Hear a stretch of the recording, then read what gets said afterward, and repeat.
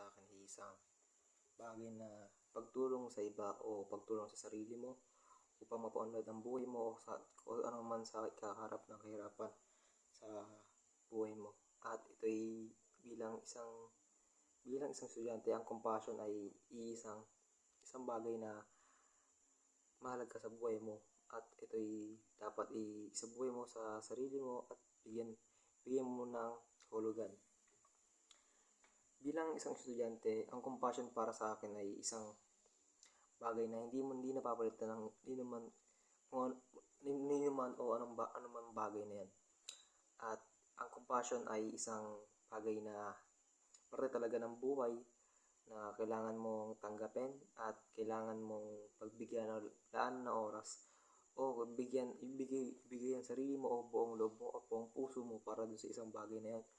At ang bilang isang compassion na tao, kailangan mo maging matapang, matulungin sa iba at lalo na sa iyong pamilya upang masolusyonan lahat ng problema sa iyong buhay at lahat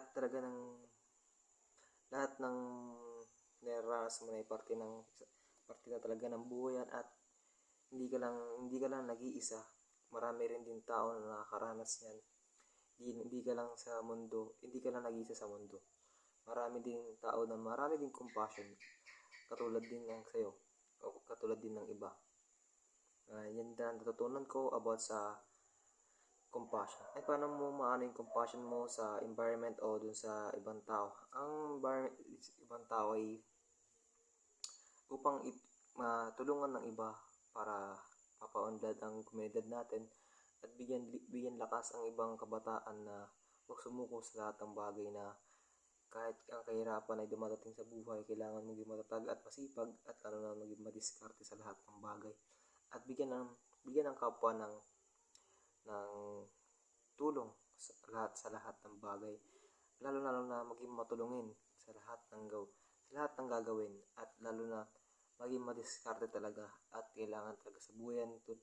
Dahil ngayon ay mahirap na talaga ang buhay ngayon at mahirap din talaga makahanap ng maayos na trabaho, maayos na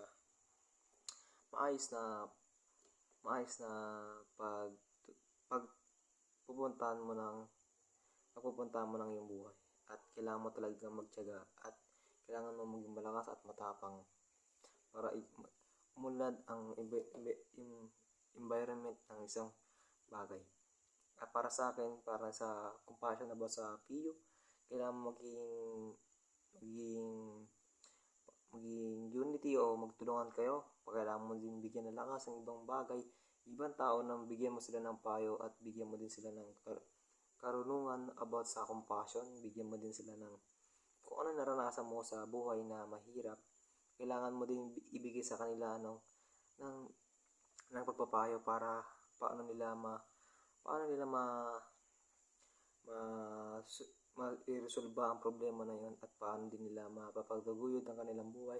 At kailangan din ng may komunikasyon sa isa't isa at relasyon sa isa't isa. Kailangan din talaga yon upang mapaunlad natin ang ating utak at maging maayos ang ating takbo ng pamumuhay, at lalo na maging matulungin at maging mapagmahal sa kapwa. At lahat naman din ay nakakaranas ng ganyan.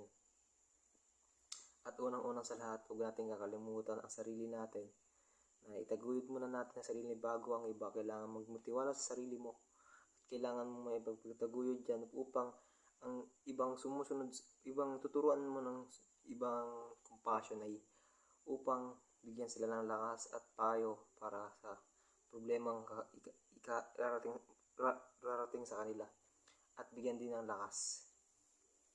At yun lang po ang aking present at natutunan ko sa PCST Compassion. At maraming salamat.